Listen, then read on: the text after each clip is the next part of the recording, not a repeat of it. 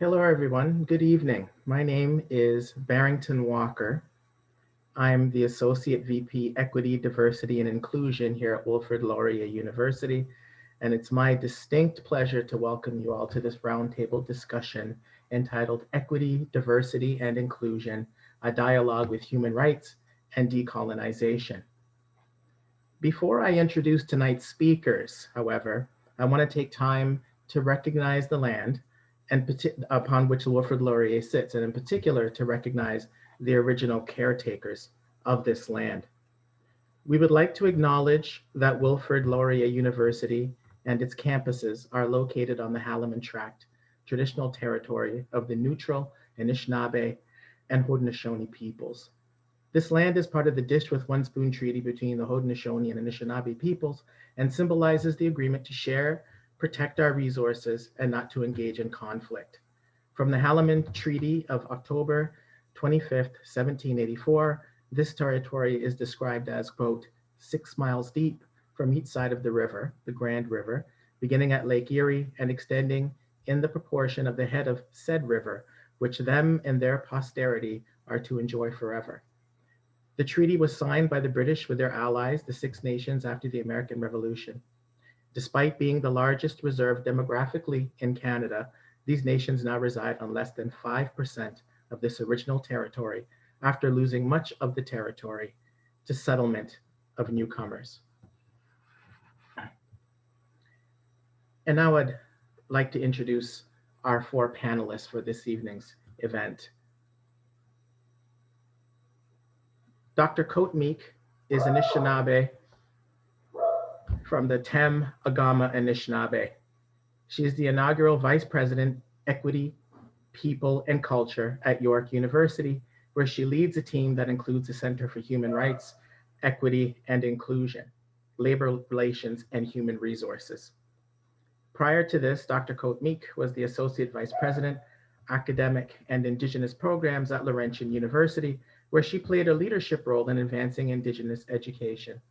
Dr. Cote-Meek is the author of Colonized Classrooms, Racism, Trauma, and Resistance in Post-Secondary Education, 2014, and two recent co-edited books, Decolonizing and Indigenizing Education in Canada, published in 2020, and Critical Reflections in Politics on Advancing Women in the Academy, also published in 2020. Dr. Cote-Meek is well known provincially and nationally for her work in promoting equity and inclusion in higher education. Dr. Wesley Crichlow is a professor of criminology, director for youth training from CARE to the university, and a former associate dean of equity at Ontario Tech University in Oshawa, Ontario. He is now in the process of submitting the President Equity, Diversity, and Inclusion Task Force report to his institution. Dr. Crishlow's 28 years of scholarly and community engagement has engendered trust, credibility, and respect. He is committed to working across borders, connecting the spaces between the Caribbean and Canada, as well as unsettling the uneven terrain. His teaching, research, and public lectures and workshops have focused on the challenges to implementing policies and practices that strengthen broader notions of equity, diversity, social justice, and LGBTQI plus 2S inclusion within educational institutions and organizations across Canada. The following theoretical framework guides his work, or frameworks rather guide his work. Critical race theory, which reminds us that racism and ABR are not permanent. Anti-Black racism theory, which engages meaningfully with critical race theory. And intersectionality, a tenet of critical race theory, or CRT, reminding us that there is no such thing as a single issue struggle because we do not live single issue lives, as Audre Lorde has said. Dr. Crichlow also sits on a number of committees, including the Dimensions Charter as a program expert member, Equity, Diversity, and Inclusion, the Tri-Agency Canadian Institutes of Health Research, and the Natural Sciences and Engineering Research Council, and the Social Sciences and Humanities Research Council.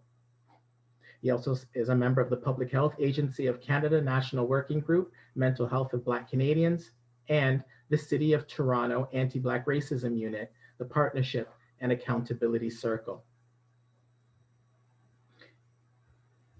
Stephanie Simpson has been a member of the Human Rights Office at Queen's University since 1996. starting in the portfolios of anti-racism advisor and education coordinator, and increasing in responsibility since.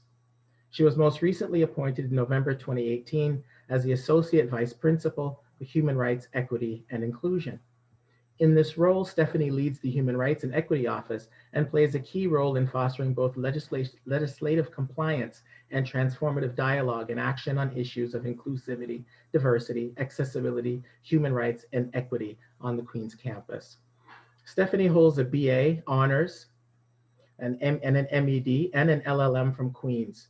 Her research has focused on how racism and processes of racialization affect youth in smaller urban centers, such as Kingston, as well as adjudicative silences with respect to inequity and access to justice for racial equality seekers. As an undergraduate, she was active in the African Caribbean Students Association, the Southern Africa Solidarity Group, and was a founding member of the Queen's Black History Collective. An engaged community member, she is a co-founder and past coordinator of Black History Month Kingston and a longstanding member of the Black Inmates and Friends Assembly. Stephanie currently represents Queens on the Kingston Immigration Partnership Operations Committee as co-chair and is past chair of the Board of Directors of Kingston Employment and Youth Services. Stephanie is a sought-after speaker on issues related to anti-racism, anti-oppression, social justice, and human rights. She has provided consultation and education services to a wide range of community partners, including Interval House, Limestone District School Board, Kingston General Hospital, and the United Church of Canada, and has been a well-respected leader on equity, diversity, and inclusion at Queen's for many years. Dr. Malinda Smith is a political science professor and the inaugural vice provost, equity, diversity, and inclusion at the University of Calgary.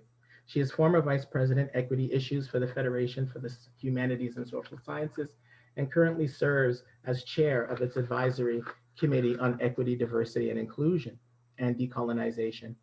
She serves on the Statistics Canada Working Group on Black Communities in Canada, the Canada Research Chairs Advisory Committee on Equity, Diversity, and Inclusion Policy, and the Interinstitutional Advisory Committee for National Dialogues and Action for Inclusive Education and Communities. Dr. Smith has published widely in areas of international and comparative politics and equity, diversity, and human rights.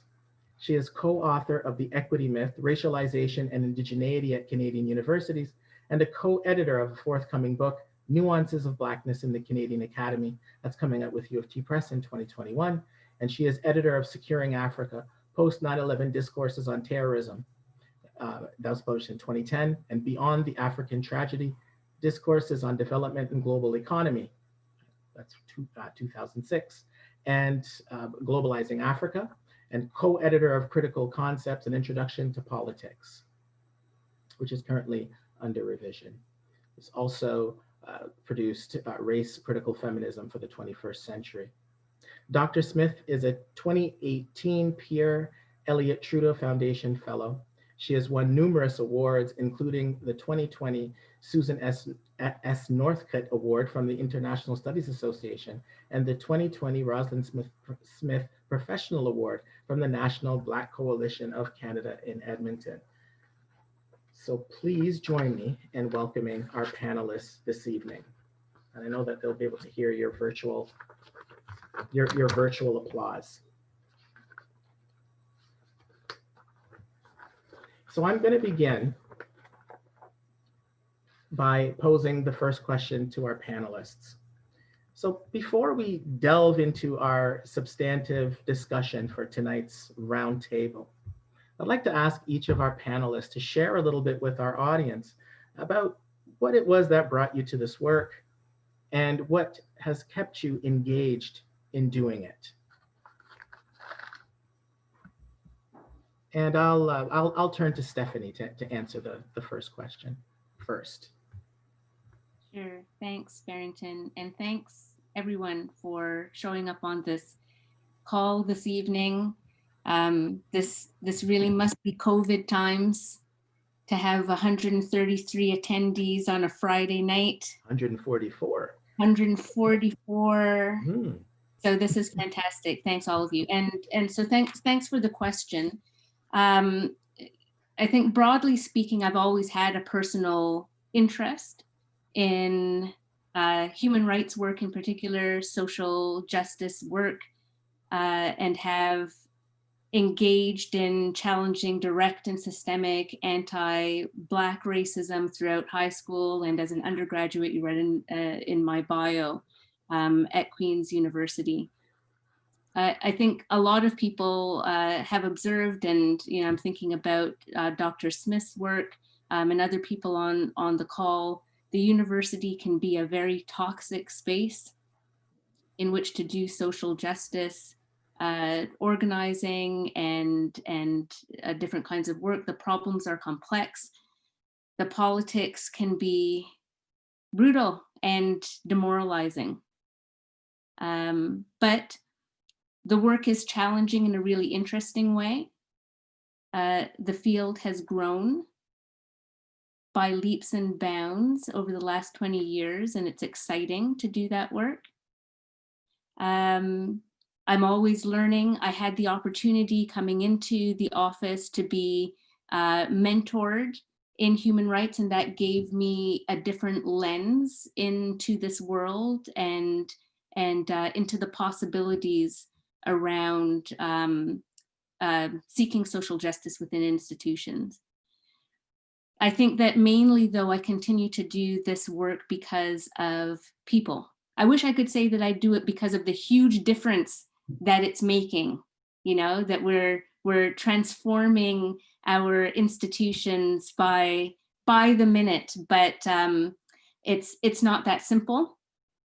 And I often come into work thinking, is this going to be the day?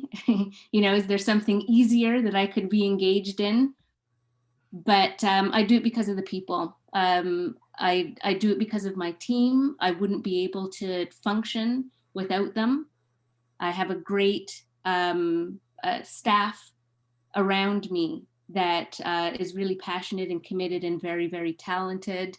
I do it because of scholar friends who are doing exciting and cutting edge theoretical work around this and are very much engaged in propelling the issues forward and helping people to reimagine and conceive them.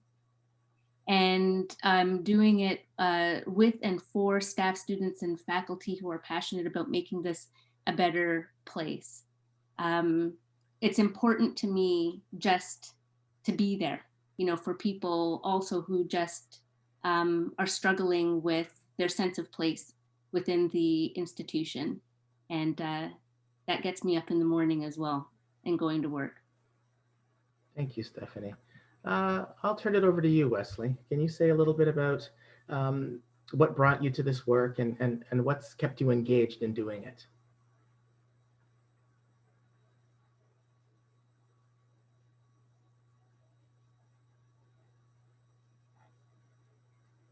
I'm having a little trouble hearing from Dr. Crichlow. I'll move to Sheila. Can you weigh in on this? Bonjour, kwekwe, ani samakwe dishnakas makwadodem, temiagama nishnabe. I'm really happy to be here, and now I think we're up to 153 participants on a Friday night. Mm-hmm. So quite amazing. It actually tells you how important the topic is. So what brought me to this work? When I think about the work that I do and have been doing probably now for the last 30 years, I always think about my earlier life experiences in witnessing racism and violence. And so I always think about these incidents that happened to me and my brothers on the way to school. And it's the notorious bus rides that stick in my mind. And I think at a very young age, I was not only profoundly affected by it, it also instilled in me this desire to bring about change. And so those early life experiences have played really a critical role throughout my whole life in wanting to mobilize some forms of change. I think I connected it to the education system as a way to find a way through understanding why racism existed. When you're protected in a family system for a lot of years, and before you go out into the world, you live in an environment that's fairly protected. You're told, to be proud of who you are. I was told consistently that from my grandparents about being proud to be an Indigenous person, and not to forget that no matter what happened when I went to school. Little did I realize I was actually being prepared to deal with some of the things that I would later confront. And so sometimes when I think back on those experiences, I think how difficult they were, but also in some ways, if I hadn't had those experiences, I might not have arrived at this work with the passion that I have. And so that actually led me to do doctoral work and to document the experiences of Indigenous students in particular and Indigenous professors' experiences in post-secondary education. And that was like a number of years later. I want to say, probably about 20, 25 years later when I entered doctoral work, or probably even more, 30 years, I would say. And I think what happened to me at that point in my life is that I became acutely aware that not a lot had changed since the time that I grew up, when I was 8 or 9 years old with those early experiences. Because for some period of time, I had these glasses on that I believed that things were much better than they were when I was growing up. And I think I was confronted with that. So I ended up working to try to make changes, at least for Indigenous people in post-secondary education, and now holding an equity, people, and culture portfolio for many people, right? I mean, it extends across Black people, racialized people, people with disabilities, and so forth. And so I just can't imagine myself anymore doing any other kind of work.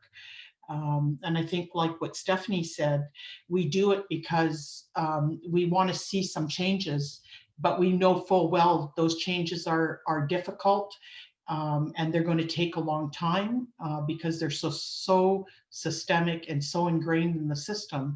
But at the same time, we have to have hope, right? That we can make this world a better place. And so that's why I continue to do the work that I do. Miigwech. Thank you. Thank you so much for sharing that, Dr. Cote-Meek. Malinda. Thanks, one and all. Good afternoon, and to all who are on the call. Thank you, Dr. Walker, for the invitation to join this panel of people I respect and admire. In many ways, I think there are a number of things shape how I came to this work. One of them is the kind of grounded personal experience of growing up under colonialism. So when I did all the way through high school, the Bahamas was still under British colonialism. And there's nothing like an experience like that to help you see that even in education, even a system where you have access to education, that access to education is different. And the assumptions people make about one, being Black and female, also is different. And so the experiences of the tyranny of low expectations have been something I've challenged for a long time. But knowing that but also the knowing that people have a pass or access or success because of who they are, not what's between not what they know. But I think the second thing related to that is, I think my parents, I always ground where I am in my parents and my family, because they didn't settle for this kind of oppressive system. They resisted it, but they also encouraged their children to resist it. And despite what they did not have access to, they insisted that those of us who, they wanted us to have it. So struggle for me was, struggle, including in the education system, has shaped my route to this work, but also the student experience, not just kind of access to schools and university, but also what I learned in those classes, how I experienced professors, the things that school teachers and professors said to me. I won't ever forget them. I even remember the professors' names. I could still visualize the classrooms in which these things were said. And for me, I don't want any other student to have to experience these kinds of things. And I guess a couple of other things. In university, for example, I went to school in the United States, in places like Idaho, which are shaped by the white Aryan nations. I played field hockey, so I learned quickly there are places I don't go running because those are headquarters of the Aryan nations. So in Michigan, there are places you don't cross you don't cross the street in some ways. So I saw universities both as a place where I loved my educational experience, but also a place of deep-seated inequality, including in the classroom, including in terms of what I learned, including professors telling you what kind of theories you couldn't even pursue. So the kind of curricular aspect of the oppressive space, of the university as oppressive space, made sense to me, but certainly then encountering the work of Black radical feminists shaped who I am. And finally, I would say the efforts, one of the things that I continue to grapple with in terms of my experiences through all of these, the anti-apartheid movement, the AIDS struggles, the feminist movement, the anti-poverty movement, is this sense in which people, how we self-construct ourselves, our theoretical commitments as left or progressive or inclusive, whatever language we use, coexist with deep-seated inequalities, with marginality, and how many of us coexist comfortably. And I think that what captures this best for me is the response to apartheid of constructive engagement. Despite what we think about who we are, people were quite comfortable existing and coexisting with that, as we are with settler colonialism in Canada. And that drives me to this day in terms of the disconnect between what we think of ourselves and who we think of ourselves and our practice and the systems that we uphold. So I think that's driving me now in my position as Vice Provost, Equity, Diversity, and Inclusion at the University of Calgary. So thanks for this opportunity to share with my colleagues. Thank you very much, Dr. Smith. Dr. Crichlow, would you care to weigh in on the issue of what brought you to the work that you're currently doing and what keeps you engaged in doing it? Okay. Bonjour à tous. Barrington, thank you so much for the invitation. Malinda, Sheila, Stephanie, nice to see you all. It's great to be on a panel with you. And it's Friday night and 158 people are here, and I have to say, remarkable. But it's a testament to the guests. I know, I have to say, I wish if I had known in advance it was Friday night, I might have said no, but I'm only joking. We're happy to have you. This work. I think being involved in activism in Toronto with the Black Action Defense Committee, doing work with people like Dottie Laws, Zakor Benjamin, Charles Roach, there was a sentiment that there was something about that work that motivated you, that they helped you see that there was a sense of inequality and sense of racism that if you did not stand up and speak against it, it will consume you. And my interest in entering university was because I thought that universities were this place that were intellectually responsible for activism and for preparing all these great minds.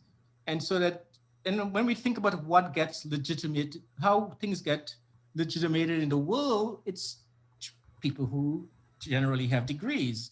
So we see how the world gets reified, legitimated, and perpetuated through this notion that we are all trained in universities. So I saw the university as a logical extension of that place of where I did my activism in the community to continue that activism in the area of whatever it would allow me to do. And it just happened to be, it morphed into this thing called equity. Because I think as I started to do my own studies, my PhD was on the life experiences of Black gay men in Canada. And so when I was doing that work, I started to ask myself, how do you teach this stuff after you study it? How do you apply what you learn when you finish grad school? There's no preparatory work of transitioning from grad school to the classroom. And I think it's just a matter of trying to find that niche that you end up doing equity work, which I see very much as a very noble calling. It's a noble profession, it's a vocation. It's about doing justice. And I really felt and still feel that equity work is one of those places we can achieve this notion of justice. And that research and equity work and social justice work is an engagement in which I think we can improve things on many fronts. But as Stephanie said and other speakers have said, that it is also a challenge in trying to do this work within the university setting. And I think it's those challenges that keeps us going. And as Alice Walker say, activism is a rent we pay for living on this planet. I feel very much I have to pay that rent also through my activism. And that I can't help but being an activist in the work I do. And so that activism is what keeps me going. I think of people like Dudley Laws and Charles Roach and Akua Benjamin, who also did a lot of work in the Toronto context that I feel we have benefited from in a great way in this country. And part of giving back is to continue to build on that work and to ensure that that history of the work that they stood for does not get lost. I think of other professors who, I never had a Black professor in my entire university career. So not having a Black professor also made me want to be an activist because I felt that representation was an important issue. My entire York and U of T days, I didn't have a Black professor until I went through to my grad school to find my supervisor. That's when I ended up with somebody who was Black on my committee. But so the whole issue of lack of representation, which we continue to see today plaguing the institution, racial injustices, gender injustices, all these things I think just drives me to keep doing this work and to ensure that we leave behind some semblance of humanity that addresses racial justice in EDI work, because I really think this is what EDI work is in. EDI work is missing racial justice. So I really think we need to start putting that R in front of the EDI, racial justice. And that's really where I would like to start stressing my work before I leave the institution. So thank you for the opportunity to share that and for asking me what drove me to doing this work. I never thought of it before until today. Thank you. Thank you for that answer, Wes, Dr. Crichlow. And I'm going to stay with you, Wes, and ask you the next question, which is, I'm going to start with you on the next question, which is, can you reflect upon what has transpired in the world over the past few months, the enormity of these events, and how your institution has responded? And lastly, what impact has it had upon your role at your institution? And Dr. Crichlow, just before you answer, I just want to remind everybody who's on the call tonight to think about your questions as we go through this initial round. Think about the questions you have for our panelists, and please put them in the chat. But also be helpful if you could direct your questions to a particular panelist. So thank you for that. So Dr. Crichlow, your thoughts. Okay, thanks for the question, but I also want to put on record, I'm not speaking for my university. And so I think it's important to also put that on the record because I didn't get permission here to represent my university. So I speak in the context of what it means to be a professor. The current ongoing racial injustices that's taken place in the world you can't help but embody that in the work you do. For example, I will talk about the work I do with Dimensions and with the Federation for Humanities and Social Sciences and with public health in the city of Toronto.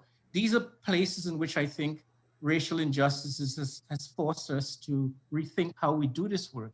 And I recently said to the Federation and to the Dimensions folks that we need to rethink how racial justice is not centering this work and try to center questions around racial justice in EDI work. And so the questions around how anti-Black racism and structural violence exhaust us. I mean, I must say it has been an exhausting summer. I really felt drained after the summer because of the amount of folks that called upon you to ask questions, to speak the issues and to talk about issues. Even just recently this week in my department, trying to talk about hiring an Indigenous faculty member, how tiring these conversations are going.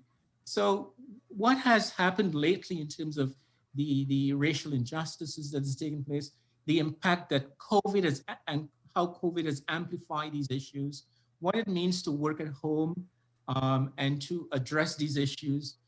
What does it mean to bring these issues now into your home? As I'm speaking with you right now and to the rest of folks, in which my house has now become my office. How does EDI accommodate, understand these dynamics about what it means to bring this work into our home? So how has it impacted me? It has really left me exhausted. And I think part of this exhaustion is what I call the whole racial taxation and racial capitalism, and how we make sense of racial capitalism in EDI work is going to be critical for how we take up this work later on. Right now we have what is called the decade for people of African descent. Universities have not responded to that decade up to now. Universities have not made this a central call in any of the work they're doing. The Federation hasn't done so, SHILC hasn't done so, NSHILC hasn't done so, and CHIR, none of the funding bodies. So there are ways in which I think we have to keep fighting for these issues. And I hope that somehow tonight they would hear me saying that we need to have some recognition for the decade for people of African descent as we do this work and include some of these sort of calls that addresses these issues in EDI. Thank you, Dr. Crichlow. Just before we move on to you, Malinda, my team is telling me that I made a slight error in my request for questions. The questions are to be placed not in the chat function, but in the Q&A function. So that's for our audience members tonight. Dr. Smith. Good question. Thanks for that. I think we're coming out of what I'm calling a spring and summer of discontent. But I'd like to take the long view of these past months. So we are in a pandemic, and we have been witnessing a pandemic within a pandemic, and that's the kind of intensified racial violence. And people think of the cases of George Floyd, but I also think of Joyce Eshawon in a hospital.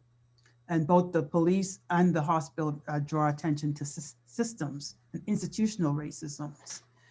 And I think this racial violence, the discussions around racism, while important, they have also drawn attention to kind of the ways in which it's kind of re-traumatizing people, like the racial trauma that people experience. They experience it every day at the workplace in terms of microaggressions, in terms of the slurs and slights, but also in terms of macroaggressions. So both on the streets, in the pandemic, in the homes, even in terms of the shadow pandemic faced by racialized women and Indigenous women, but women generally, and the amplification of work in our homes, as Dr. Crichlow pointed out. All of these have highlighted the important role of institutions, or the lack of activities of institutions towards addressing them. For me, I think though these events over the last months can be seen as the straw that broke the camel's back, if you will, which is to say, they build on months and years of increasing, intensifying racism, racial violence, homophobia, transphobia in our campuses. And so you can see them as the cumulative effect of that, which the pandemic amplified. So my university, like many others, and I speak have issued statements, right? We saw them on Twitter. I actually chronicled them on Twitter. Many have senior executive leaders have put out statements. Many have, and similarly at my university. Also at my university, we've seen them from at the level of the faculties with deans and their committees, but also departments. Okay, all well and good. But we've also seen student and faculty and staff responses to those statements saying, that's not enough, we want action. And so I am tasked with the Vice Provost Indigenous Engagement, Michael Hart at University of Calgary, with developing that anti-racist response. But I can say already that people have said, we have seen statements, we've seen reports, we have seen task force. What we want are what are the concrete measures that the institution is going to engage in order to not just deal with individual instances or individual interpersonal instances. It's about systemic racism. And this leads me then to the whole issue that Dr. Crichlow was alluding to, which is that most universities have not had racial equity policies. They've had, the EDI policies have generally been gender equity policies. And I want to stress that. So we are now building up a new infrastructure around racial justice, racial equity, dealing with anti-racism and even mechanisms for combating and ameliorating racism. But also thinking beyond grievances and these kinds of approach to what would a transformed, more equitable university look like, one that attended to racialized minorities, indigenous peoples, in institutions that were not designed with us in mind. So yeah, so I think this moment has drawn our attention to these key issues, but my view is that it's only the beginning. We have much more work to do, and not just in particular institutions, I think across the post-secondary sector.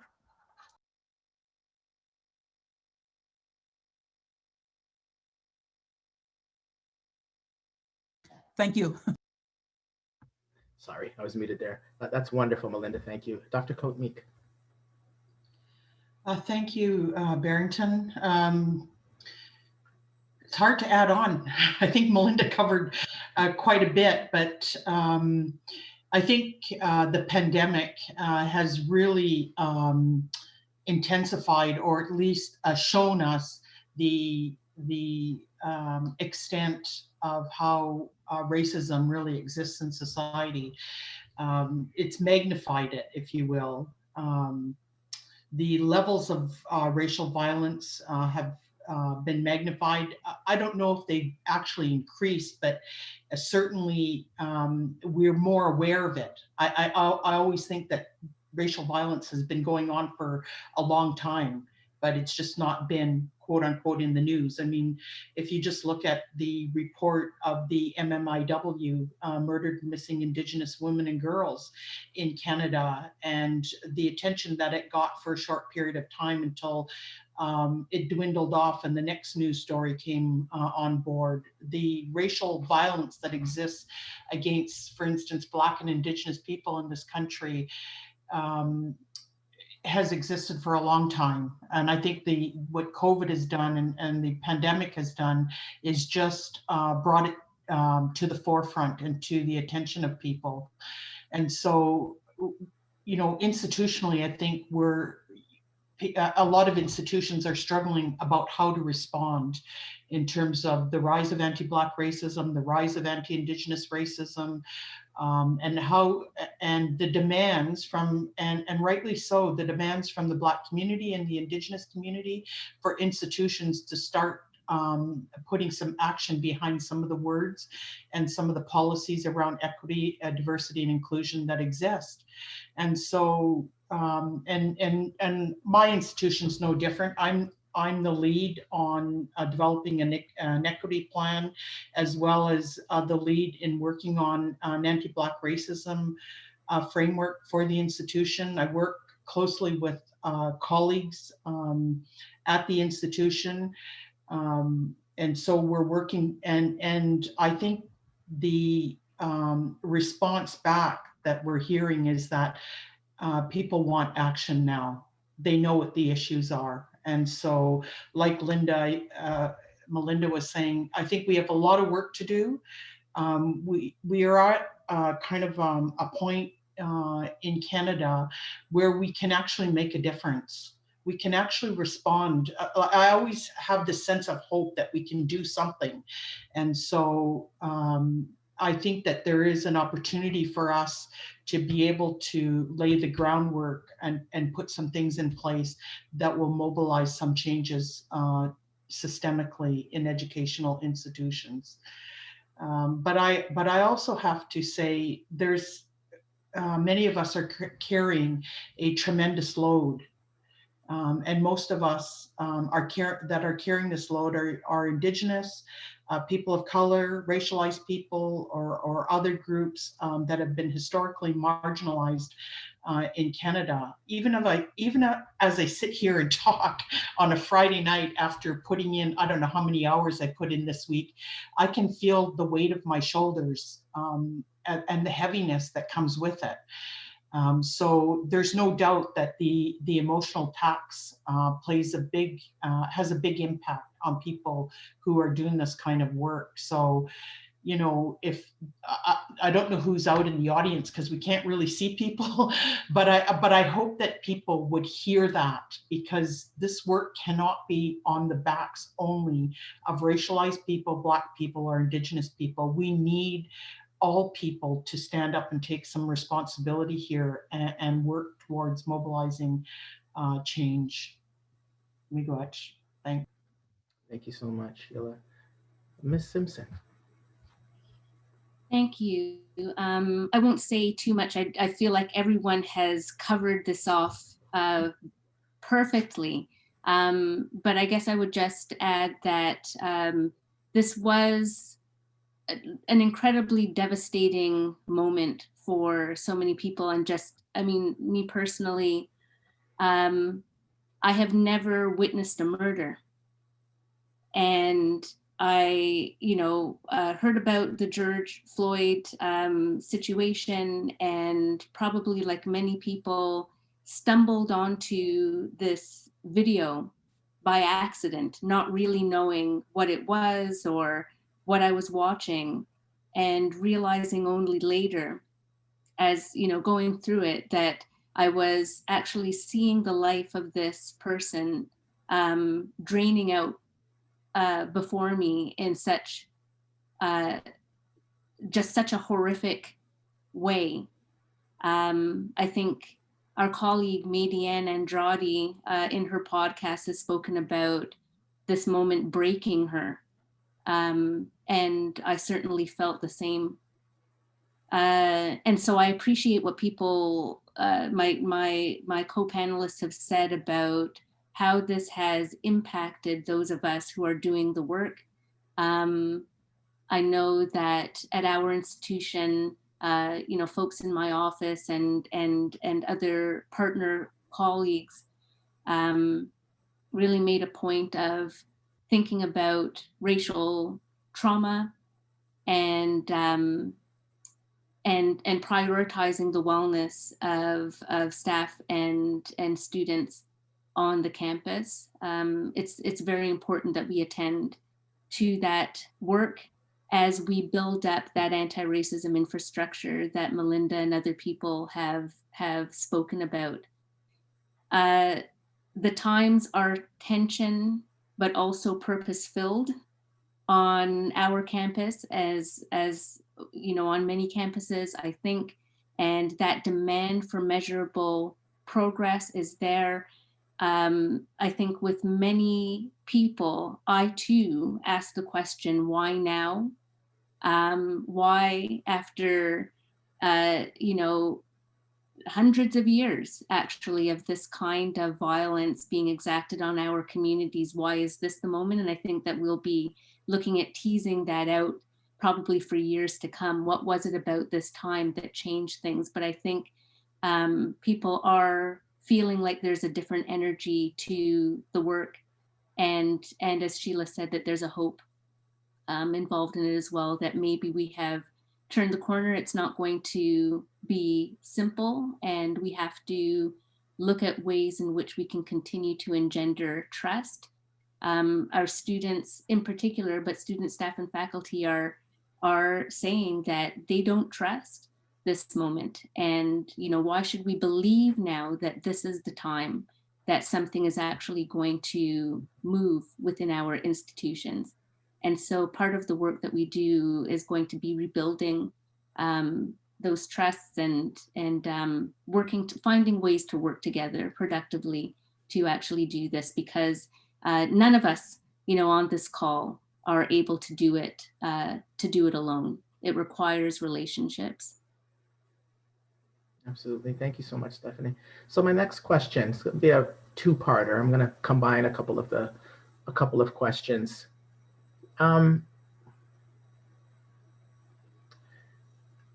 want to ask everyone what this EDI business means to them, right? What are we talking about when we talk about EDI in all of our respective roles at our respective institutions and beyond? And how might we begin to get to one of the issues that's really at the heart of why we're gathered here to have this conversation tonight? How might we begin to talk about EDI in relation to human rights and decolonization? And I'm going to stay with you, Stephanie, and ask you to weigh in on that question first, or those issues first. This is a big one for me, as you know, Barrington, and it's going to be hard for me as other people are talking about it, not to just want to jump in and keep talking. But I'll just say a little bit, and then I'll leave it to other folks. It was interesting. I'm so happy to hear people on this call speaking, for example, about critical race theory and anti-Black racism theory and these kinds of things. It's so, I just want to say that it's so gratifying, first and foremost, to find myself in spaces like these, where there is an acknowledgement and a genuine respect for the kinds of the kind of understanding that these theories and these frameworks bring to the work that we do, because we are so often in other spaces where it's completely invalidated, and you wonder, do I believe in things that are dead? The kid in The Sixth Sense, I see dead people. I believe in critical race theory as some radical thing. And similarly, and I won't dive into it too much now, but I have similar concerns around human rights. And I just, notice the way that certain discourses are held up and other things have kind of fallen to the wayside. I like the language of equity, diversity, and inclusion. And, some people have touched on it here already tonight. There is a way in which this language is capacious and it's bright, and it speaks to the potential for communities and is very forward looking. It has less of a narrowness perhaps than some of our other paradigms, and we know the ways in which human rights have failed us. And we know the ways in which employment equity have failed us. And so EDI comes onto the scene, and it's nimble and it's quick, and it's attached to funding and incentives and lots of really good stuff and interesting stuff. So equity, diversity, and inclusion, when I look over my 25 or 26 years doing this work, has meant a real turning of the corner, truly, in terms of mobilizing people. But I worry about it as well.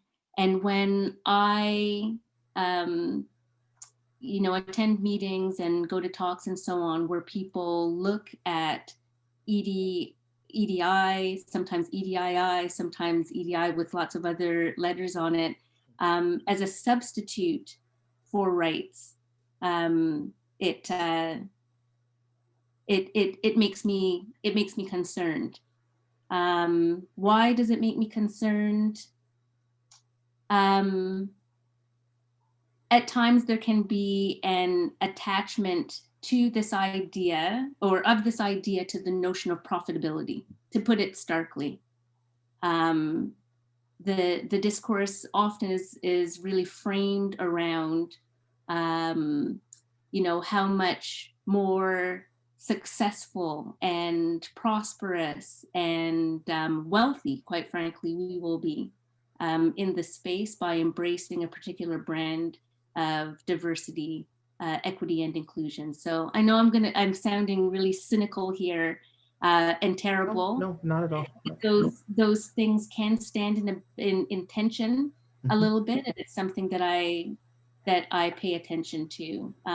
But generally speaking, there's no doubt about it. Equity, diversity, inclusion, language, and a kind of, you know, to be blunt, a corporate vision that's attached to it has really propelled a lot of the work forward. And we kind of, you know, find ourselves on the coattails of that a little bit. Anyways, I'm very interested in what my co-panelists think about the EDI regime and you know, its benefits and its drawbacks. Thanks so much, Stephanie. Sheila, can you weigh in on this? Yes. So yeah, EDI, or equity, diversity, and inclusion, the language is not new. It's been around for quite a while, but it seems to be at the center right now in terms of the language that's being utilized in most post-secondary institutions. And definitely for me, I think when I think about equity, I think about the processes around breaking down barriers in terms of achieving equity and building more inclusive societies. So I want to say, quote unquote, all the nice things that we think about when we think about equity, diversity, and inclusion. It's nice language. It's a kind of, it's easy for people to talk about it, I think.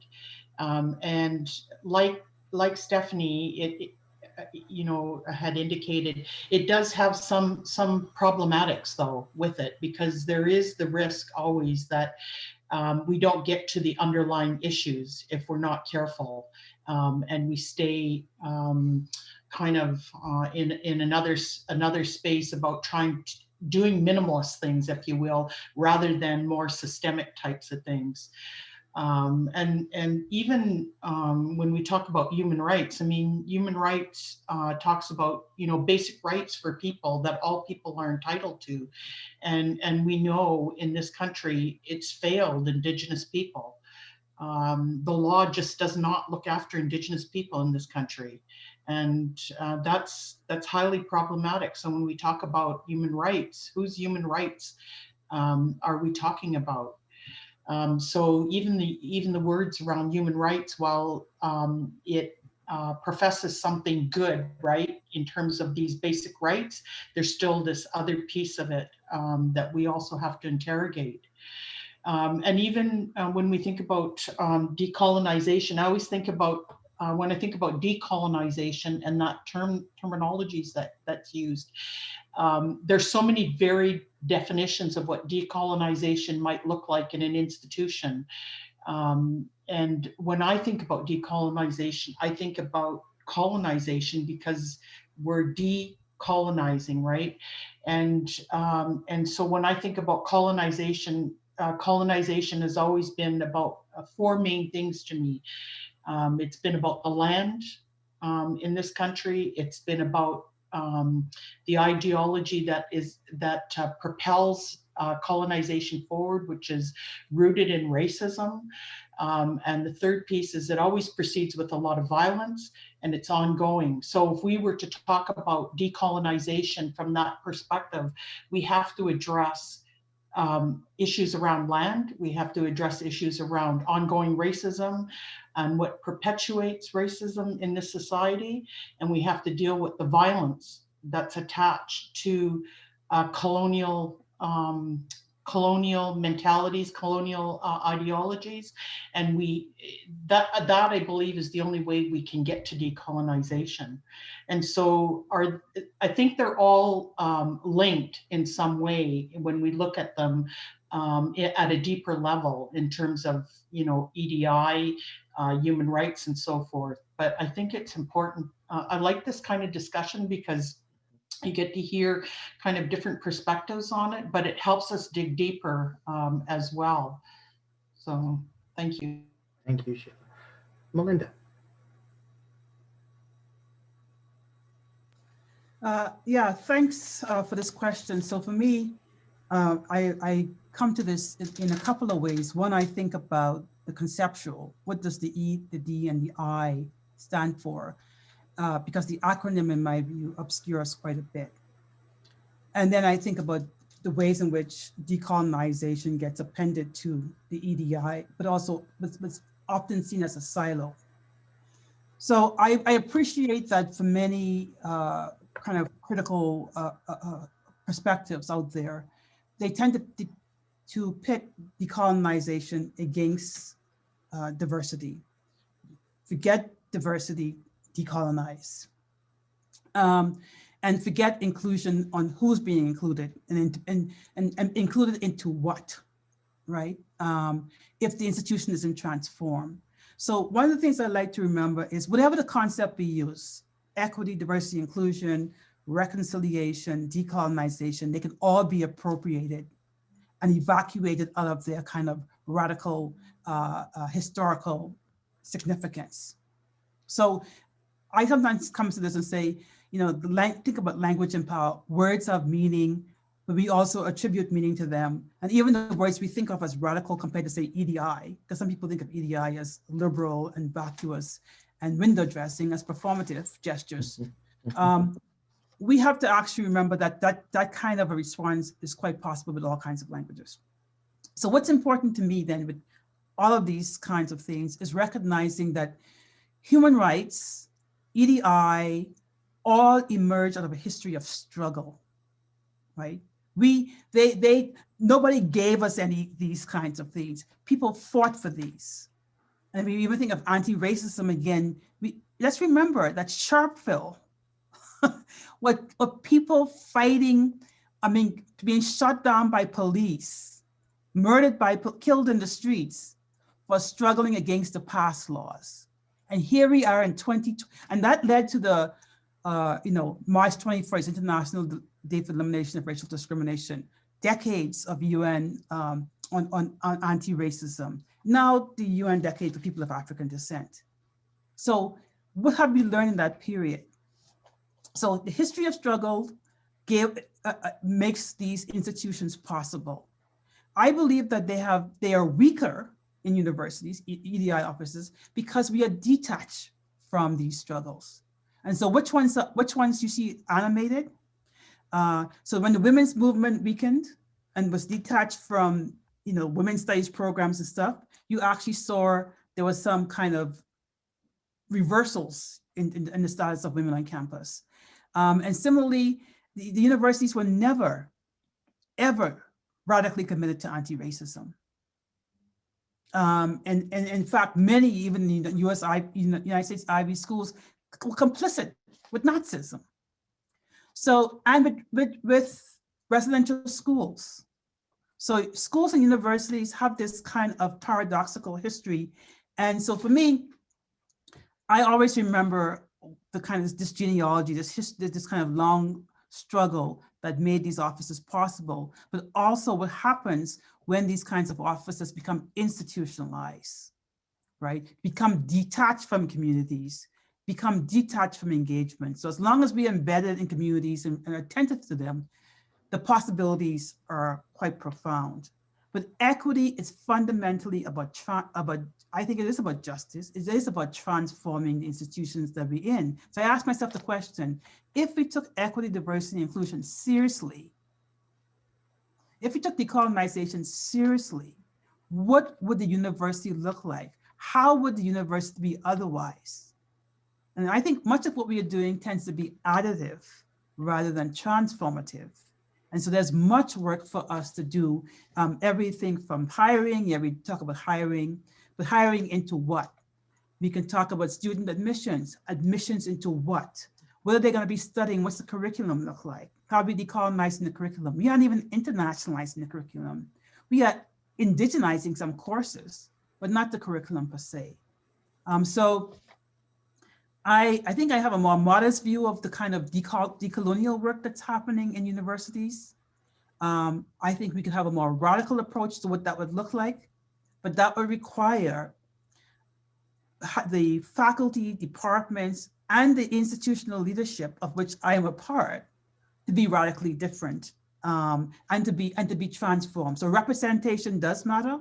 It's not enough, but you have to have a seat at the table in order to be intervening into the conversations. You have to be engaged in communities. So yeah, so I have no qualms with the language of EDI, because I think whatever language we use is open to appropriation and to be evacuating of meaning and power. So I want to infuse into the language, Stephanie was pointing out, and Sheila was pointing out, I want to infuse into the language the radicality that we actually needed to have in order not just to tinker with the institution, but actually to transform it to be a more equitable place for all who live, work, and study within it.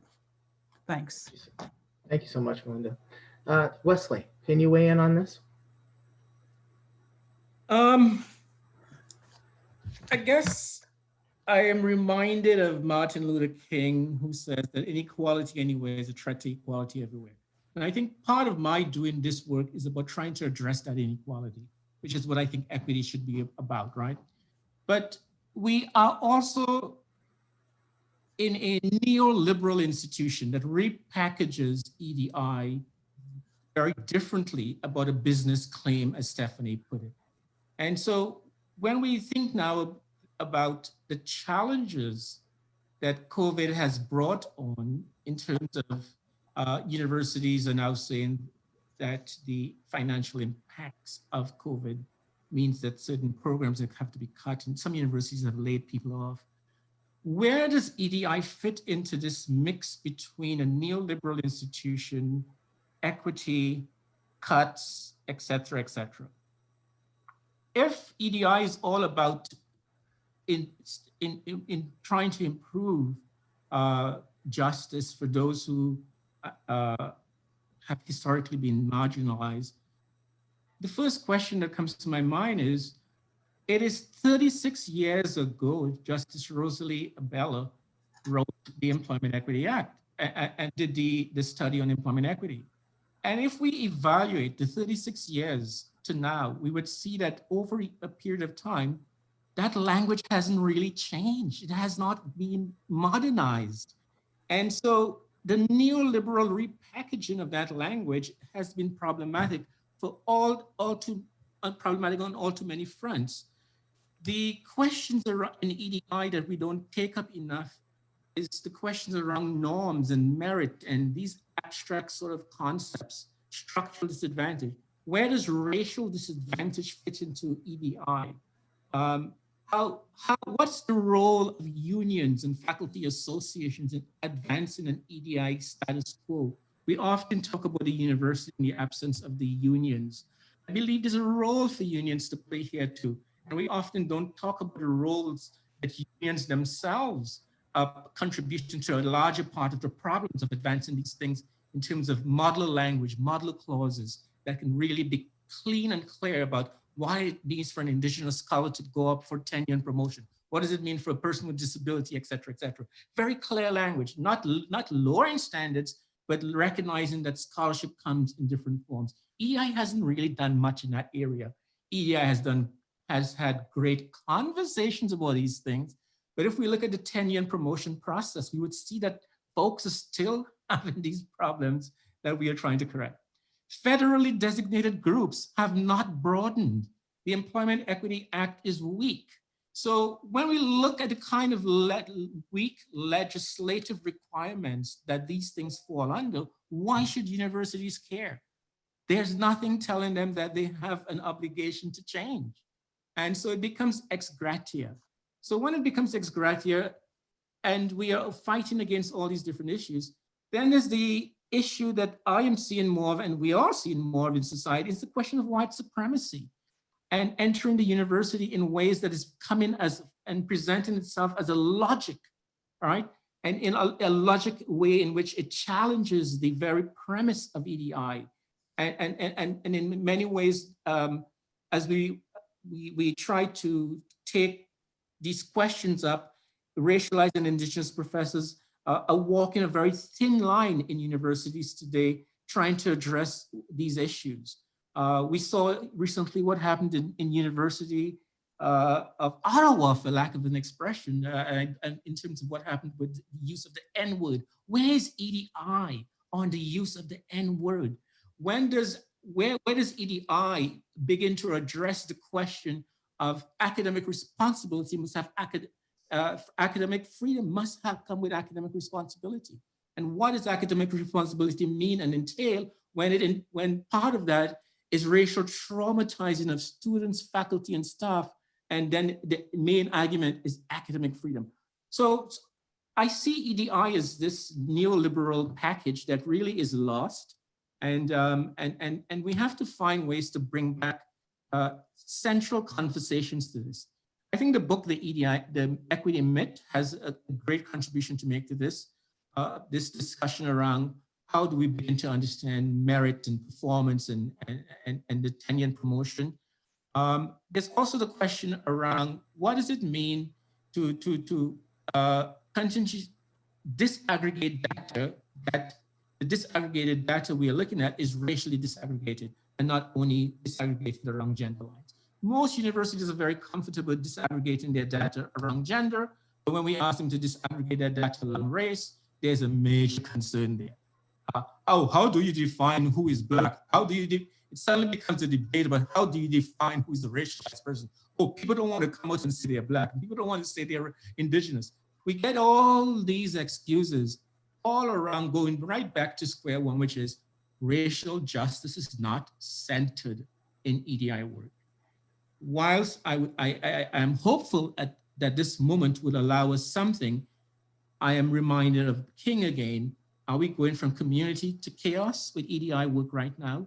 And what is going to happen in this work in this moment? And Barrington, I also want to ask you, as you ask us these questions, what are you doing at your institution in these very questions you're asking us in this position you have taken up, that you are facilitating here today as a part of a larger conversation? And I know I throw the question back to you too, because I think part of this is a conversation. And it'll be nice to hear what you are doing there too around these issues. Give me your background in history and where you came from. Well, I'm not going to say too much, Wes, because my role is to facilitate. I'd be happy to have me at your institution to talk about these things more fully. But it's a little joke. I think for me generally, and I'll pick up that last little piece that you mentioned around history. I mean, much of what I've tried to do in the short days in my role is to try and bring a kind of historical lens and a historical sensibility to these conversations. I think they're embedded within a much longer histories of Canadian state formation and the formation of the racial state. And I see that what's going on with the university as a part of that, larger story. So that's much of what I've tried to do in this work. And also in the short days that I've been doing it, try to have nuanced, complex conversations around issues that we're all struggling with, right? As people who are specialists in the world of EDI or EDII, and also people who do this work within our university communities, right? To kind of provide those kinds of spaces where we can have the conversations to do the kind of transformative work that Malinda is talking about. But Nobody tuned in to hear from me tonight, so I'm going to move quickly to the questions and the little bit of time that we have left. So, and thank you, Wes, for that thoughtful answer, as always. So this is a question for Dr. Cote-Meek and Dr. Smith.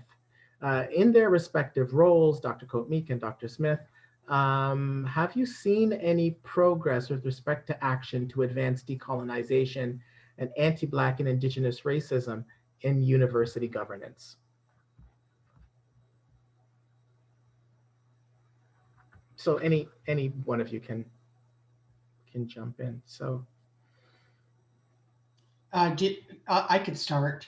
sure. I think I probably will speak mostly to the anti-Indigenous piece, anti-Indigenous racism piece, because a good part of my work prior to coming to York was focused specifically on addressing anti-Indigenous racism broadly, I guess, at another institution. And so I would say, yes, I've seen some progress. I mean, from the time that I started working on the Indigenous portfolio some 13 years ago, and then even when I entered the Academy 30 years ago, there were very few Indigenous people in leadership positions, and there were very few Indigenous peoples on, say, the board of governors.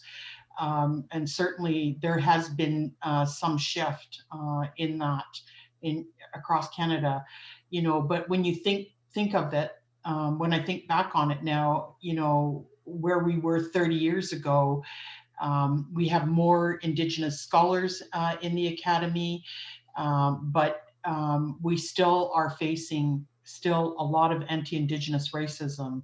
There hasn't been enough shifting in terms of other aspects of the university in terms of holding, you know, like the curriculum still needs a huge overhaul. So there are some kind of Indigenous courses that are made available to students in some universities.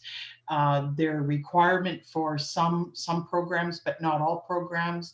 And even when they're made a requirement, there's a lot of pushback from students that don't want to take them and feel like they have to take them. So there's still like tons of work to be done. So yes, a little bit of progress, I would say, for sure. But there's still a lot of work to be done. In terms of anti-Black racism, I think we're just at the cusp of even talking about that right now in the institutions. And so there's so much work to be done. And I spoke a little bit about decolonization earlier, so I'll pass it off to my colleague, Malinda.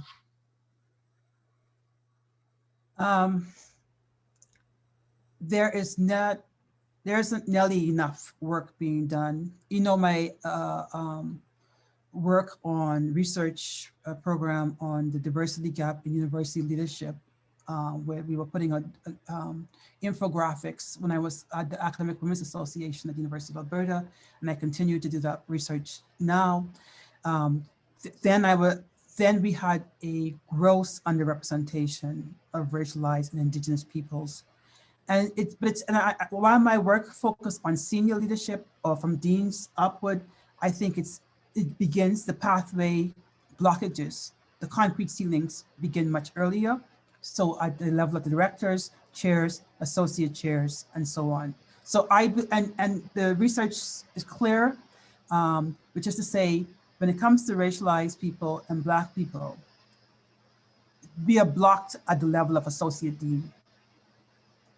Many of us that you see here who are Black are coming in through two types of portfolios: the student portfolio or the EDI portfolio was anti-racism advisors. So again, there is a sense in which the other pathways, university leaderships, are blocked. And in fact, I would say there's a lot, we face systemic obstacles that go from everything from the job descriptions, which don't recognize our extensive research and knowledge.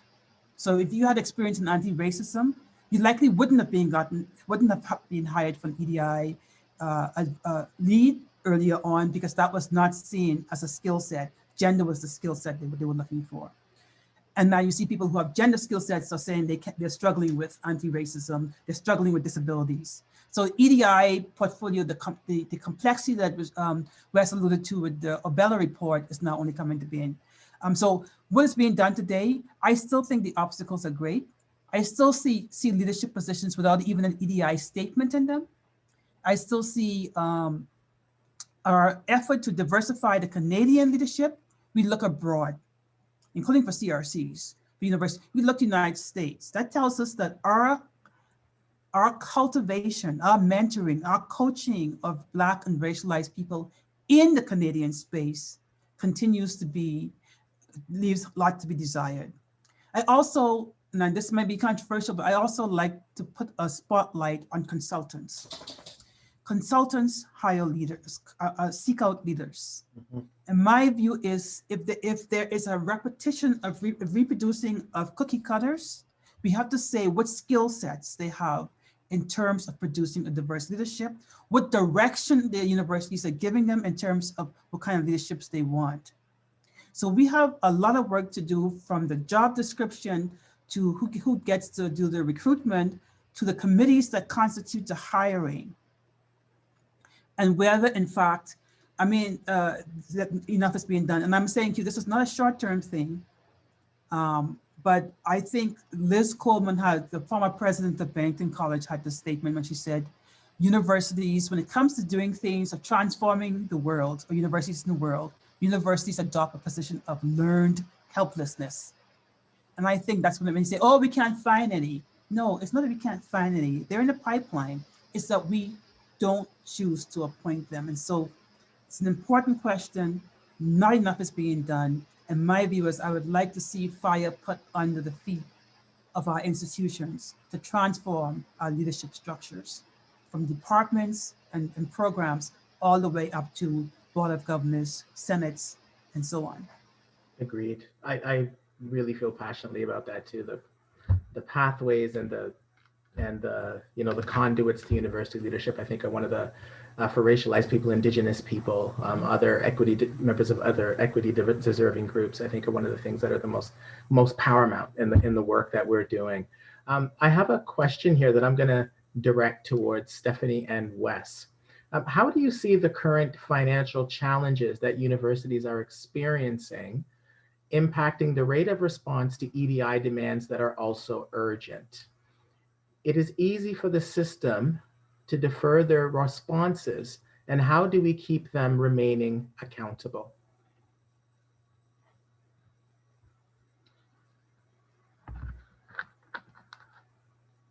So Wes, Stephanie, anybody who wants to jump in? So a question about the current financial challenges that universities are experiencing and how we address EDI demands that are also urgent within that context, and how we keep places accountable in this context. I'll jump in and just say that I think that what has been important at our university in keeping our attention on these issues during these difficult times is the way in which the issues around anti-Black racism and anti-racism and in general anti-Indigenous racism have been framed in terms of a crisis in and of itself. In some quarters, we hear people talking about this being a twin pandemic, or overlapping and intersecting with the inequities that are coming through in terms of the COVID situation and how institutionally we're responding to COVID. So I think that in order to sustain our response to these issues, we need to, first of all, not separate them, to see them as interconnected and equally urgent. I sense that that's something that our institution is trying to do, but you know, the fact is that on the ground and in responding to things in the everyday, there is a lot of pressure, whether that is explicit or implicit, to turn our minds away from, you know, these issues that have been circulating for so long. You know, anti-racism is here. There can be, you know, a bit of a, you know, a nihilistic sort of attitude towards it. That's always going to be here. COVID is the thing that we need to deal with. Anyways, I think that if, to the extent that we're able to see these things connected, and to the extent that we're able to, you know, to bring these forward to administration in a way that doesn't separate them, really, I think, puts a spotlight on the commitments that we need to make. Again, I don't want to get myself into trouble. No one is listening. Only 160 people are listening. What I want to say, the money is there. The money is there for the things that we prioritize and for, you know, the importance that we put on it. And if we are really looking at this as critical to the future success of our institutions, then we need to invest in that success. Mm-hmm. I feel like our institutions are in a place now where they're almost, if not entirely, they're almost ready to hear that. I think that people are recognizing, in fact, that this is not going away anytime soon. And that, yeah, that the future of our institution is at stake if we don't get a handle on issues like racism and anti-Indigenous racism, anti-Black racism in particular. They know now that they need to make that investment. Their ears are open. They need to be told how to do it. And indeed, a lot of these demands are coming from our students and from the communities within which our institutions are ensconced. And I think you know, that call can't be ignored for much longer. Wes? I think the current economic situation universities are facing is, I think it will balance itself out eventually, because in areas where they may not be making, I think they're saving. I'm no economist in a university and I have no idea, but I'm sure things like parking lots and all these different things in student residences, which is bringing income, that it's not bringing in as much, they're probably saving in other areas. That's one. So I think their budgets have been, you know, balanced still. Secondly, internationalization is going to change the way we understand it. I think most students who are international students want to come to Canada. And so it means that we may have to rethink how we understand international students in order to, if COVID sticks around much longer, what does it mean to be an international student if travel restrictions continue? Some universities have relied heavily on international students. As a result of that, their budgets have been hit hard. Universities that could afford not to, you know, where international students hasn't been their main source of income, they have had a better way of balancing. But the thing that also strikes me now too is the issue around part-time faculty and contract faculty, who I don't think we are speaking about enough, and recognizing how they have literally become persona non grata in some institutions. Some universities have not hired back many contract faculty as a result post-COVID. And so there's going to be, and again, we know that most contract faculty were racialized people, women and persons with disabilities. So we're going to see again, I think, a resurgence of unemployment of the highly skilled that is racialized. How are we going to address that? I don't know. But there has to be ways in which I think the kind of precarious work that some of us have been working under, we are seeing that the kind of accommodation issues that persons with disabilities have been asking for the longest while, that it is not possible to get it, right? Because since we have moved online, a lot of us have been able working from home with a lot of requests and getting it. So we know that accommodation is not an issue. So I think that's the one thing that COVID has taught us. However, I think the challenge that is going to continue is how do universities prioritize programs, and how do they prioritize the kind of scholarship that they want is going to be a challenge, because as we move into these competing interests around budget cuts and hiring, are we going to be seeing more racialized people being hired today? I don't know. Is the moment right now one in which it's a temporary one where I think if the racial injustices sort of slow down, then would universities reverse? And therefore the conversation is not there, it's not important. I think it's a very tenuous place we are in right now, where I think universities are reacting, but not building permanent structures for change. So as long as we keep reacting, we will never have the kind of structural changes we want, because we are not building a plan around structural foundational change. And EDI work in particular is going to become one of these, it's already corporatized, and it'll become more corporatized as we talk about budget cuts.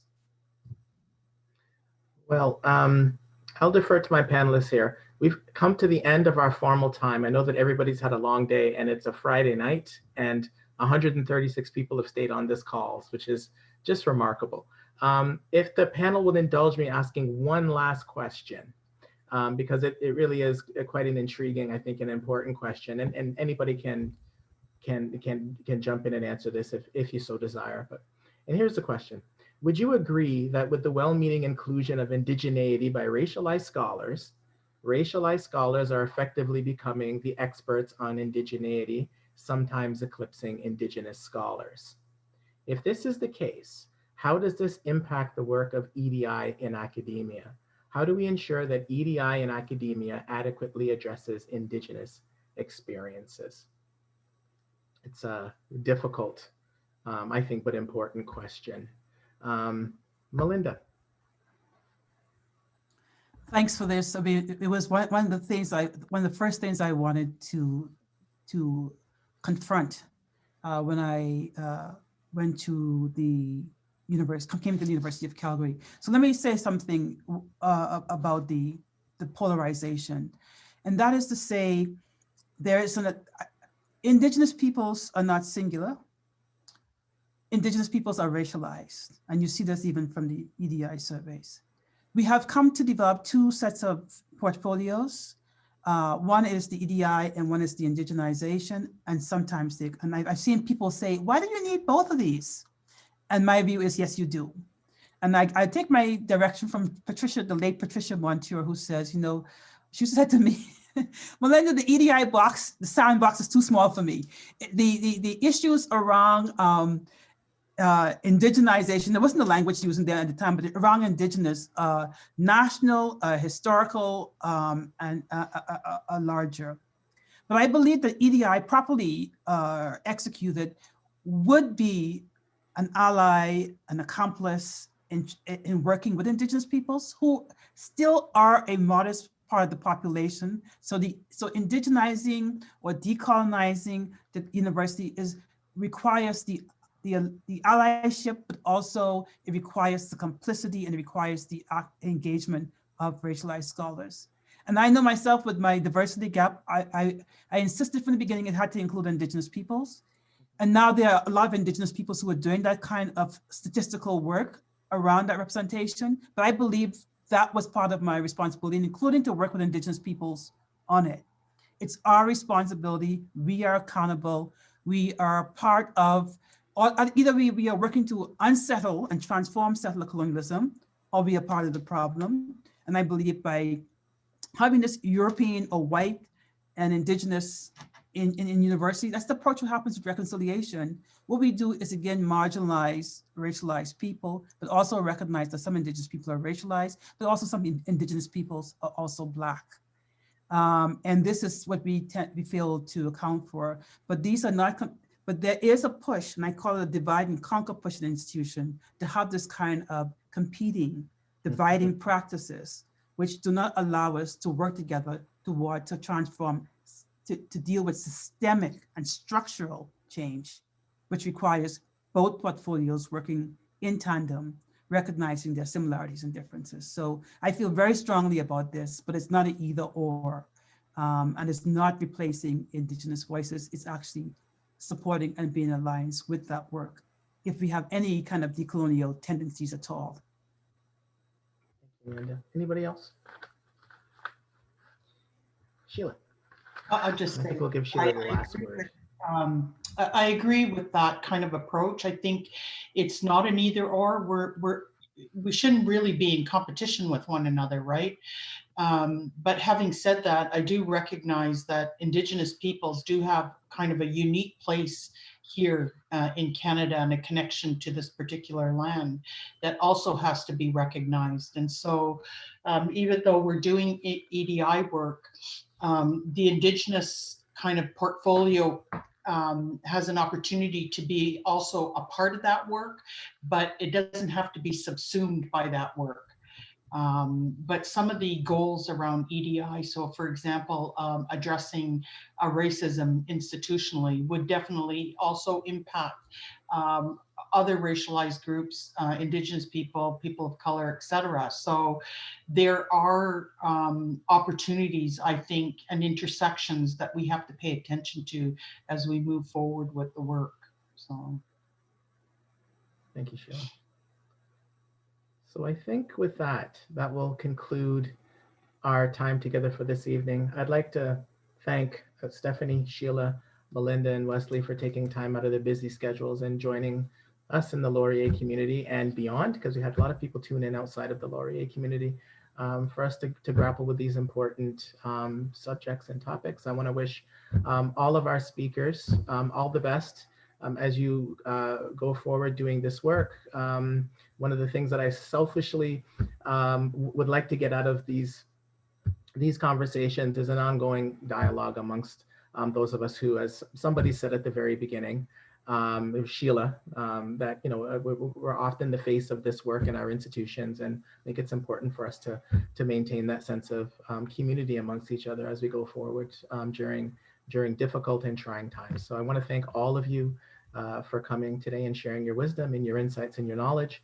And I want to say good night to all of our viewers out there who have tuned in to watch this conversation. And I wish you all a restful weekend. So good night, everybody, and thank you.